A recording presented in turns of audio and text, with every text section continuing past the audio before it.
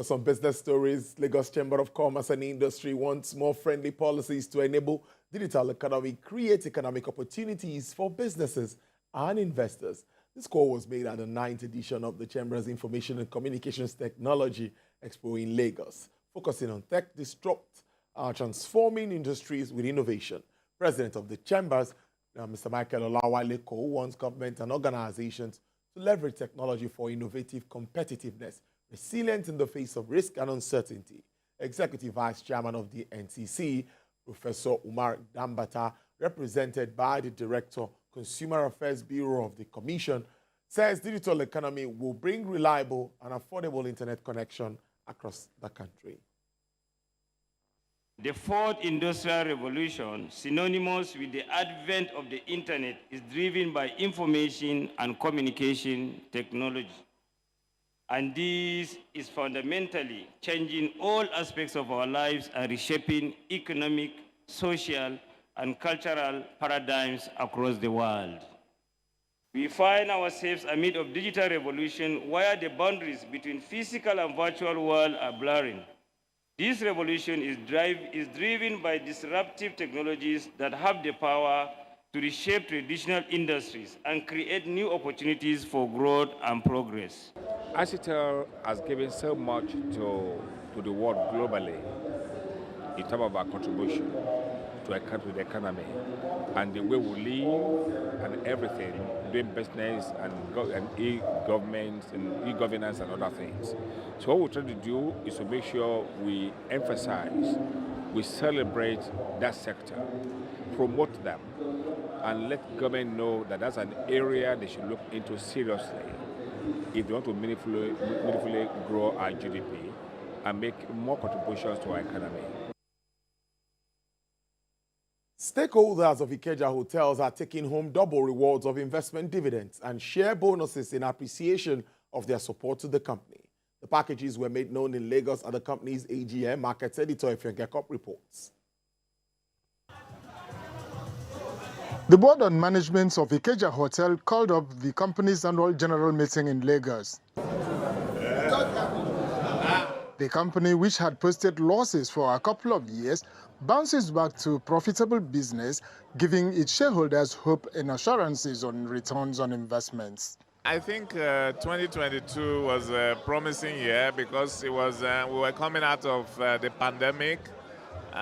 We saw performance improve in terms of occupancy, and then we implemented one of our restructuring effort by divesting from Capital Hotel, and so we saw more liquidity in the business, and shareholders are very, very happy with the performance. The 2022 financial report showed huge turnaround in key areas of revenue, trade profits, and profit after tax. We try to deliver superior returns to our shareholders.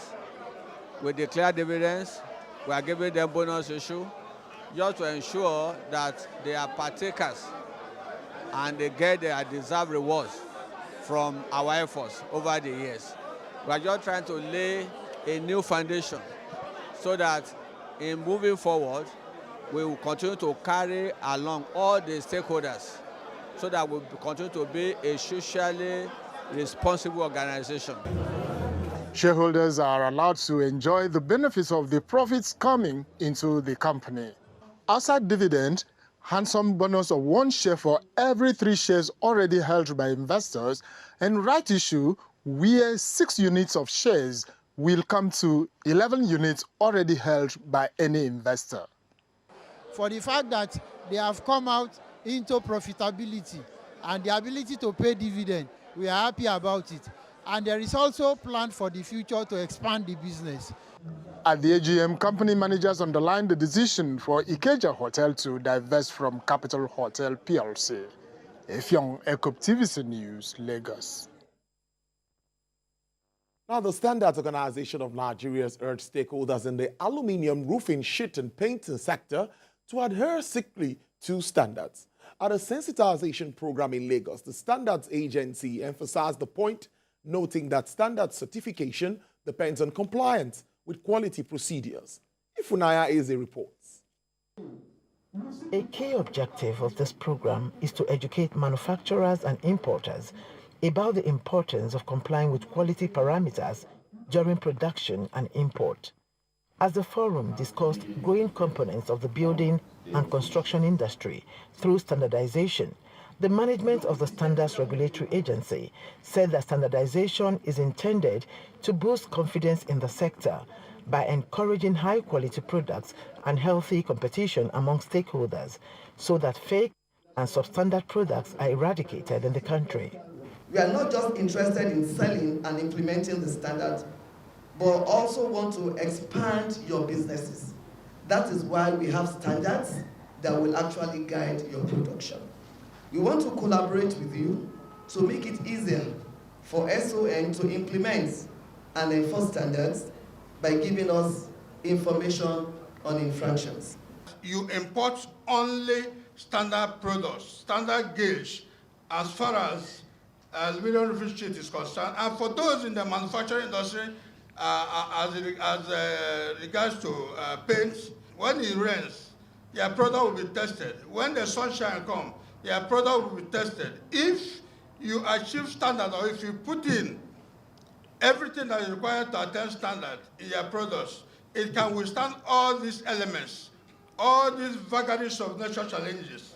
The Standards Regulatory Agency explains that while it strives to promote healthy practice and competition in the construction sector, it will not hesitate to sanction companies or individuals that fail to meet quality parameters. If it doesn't meet the minimum requirement as per the chemical composition, there is no way you can achieve the tensile stress of 175 Newton per millimeter square. It's not possible. And that is why the roof today, even ordinary stone from somewhere hit on it, that is the end of that portion, it will start leaking. Sensitization is the starting point. When we tell you what you are supposed to do, and we carry you along, and you end up trying to cut corners and do the wrong things, the long arm of the law must definitely catch up with you, no matter how long it takes.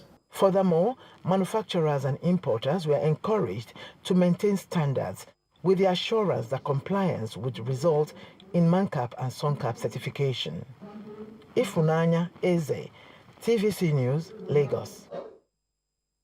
And almost finally, the stock market applied brakes to rising share prices as it made allowance for profit taking. The low trade forced down index by 0.46%, stressing downward values on securities. Cadbury was the heaviest loser at percentage of 10, just as Unilever, Multiverse, Omatech, and Champion Breweries dropped their prices. The gainers in some market sectors were NCR, Courteval, Seplat, FTN Cocoa, and Japol Gold. And Asian markets were trading mostly weaker today ahead of U.S. Federal Reserve's interest rate rise, as investors also weighed the likelihood of Chinese economic stimulus package. MSCI's broadest index of Asian Pacific shares outside Japan was flat after U.S. stocks ended the previous session with mild gains. The index was up 3.8% so far this month. Australia was one of the major markets across Asian Pacific region to see the share rise, with S&P ASX 200 up 0.81%. Japan's Nikkei was up 0.12%. In Hong Kong, Hang Seng Index was down 0.54%. China's blue chip CSR 300 was up 0.13% in early trade. Dow Jones Industrial Average rose 0.08%. The S&P 500 gained 0.28%. Nasdaq Composite 0.61%. And finally, as economy across the globe continues to bounce back from COVID-19 pandemic as impact, the International Monetary Fund has increased its forecast of how much the global economy will grow this year to 3%. The financial institution had predicted a 0.2% improvement from April's forecast, partly driven by increased post-pandemic travel. A strong jobs market and services sector was also included in the predicted uptick. It said soaring consumer prices and higher interest rates remain risk in developed nations. China's delicate economic recovery was also amongst the biggest risks on the horizon, stating that the economic recovery from the pandemic is still having an impact on the global economy.